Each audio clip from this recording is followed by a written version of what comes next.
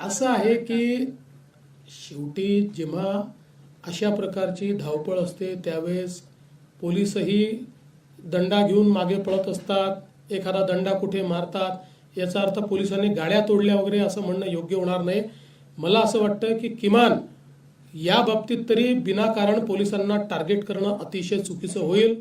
पोलिसांनी नीट काम याच्यामध्ये केलंय, पोलिसांनी मार खाल्लेला आहे, त्यामुळे पोलिसांची बाजू आपण घेतली पाहिजे.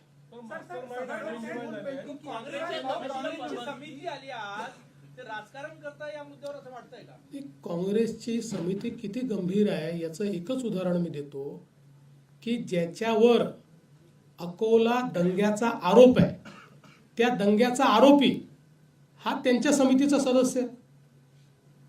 म्हणजे आता दंगेखोर हे दंग्याची चौकशी करण्याकरता जर येणार असतील तर ही समिती म्हणजे अक्षरशः लांगुल चालन आहे, पाय चाटणे आहे. मुख्य आरोपी जो आहे त्याचं मालेगावशी कनेक्शन आहे असं म्हटलं जात आहे, काय माहिती आहे? मी सांगितलं मगाशी त्याच्यावर. बघा असं आहे की याच्यातला वेळ इतका कमी आहे ही घटना आणि त्याच्यानंतर झालेला की त्याच्यामुळे खूप इंटेलिजन्स आपल्याला मिळवायला वेळ होता आणि प्रिपेअर करायला वेळ होता असं परिस्थिती काही दिसत नाही. हा असं म्हणू शकतो आपण की अधिक चांगला इंटेलिजन्स मिळवता आला असता, पण फेल्युअर असं नाही म्हणता येणार.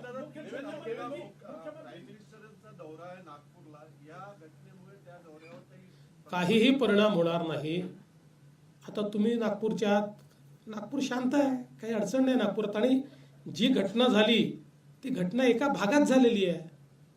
60, 70, 80% नागपुरात काही घडलेलं नाही. लोकांचं जनजीवन पूर्ण सुरक्षित आहे, त्याच्यामुळे तो दौरा नीट होणार.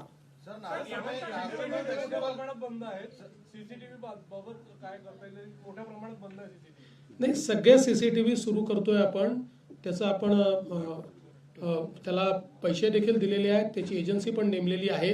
जे बंद आहेत ते सुरू होतील आणि आता नव्याने अजून त्याच्यामध्ये ऍडिशन देखील करतो.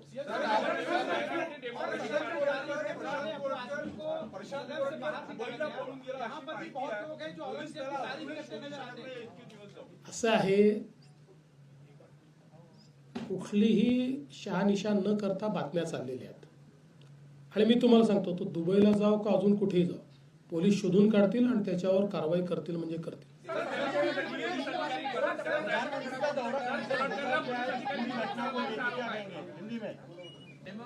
प्रधानमंत्री जी का दौरा जिस प्रकार से तय हुआ है उसी प्रकार से होगा. आप सब लोग जानते हैं नागपुर में शांति है.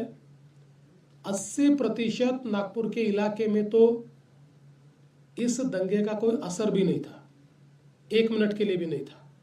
ये कुछ एरिया है जिस एरिया में ये एक प्रकार से कॉन्सेंट्रेटेड था और वहां पर भी अभी शांति है. इसलिए कोई प्रधानमंत्री जी के दौरे पर इसका असर नहीं है. वो दौरा जैसे प्रस्तावित है वैसे ही होगा.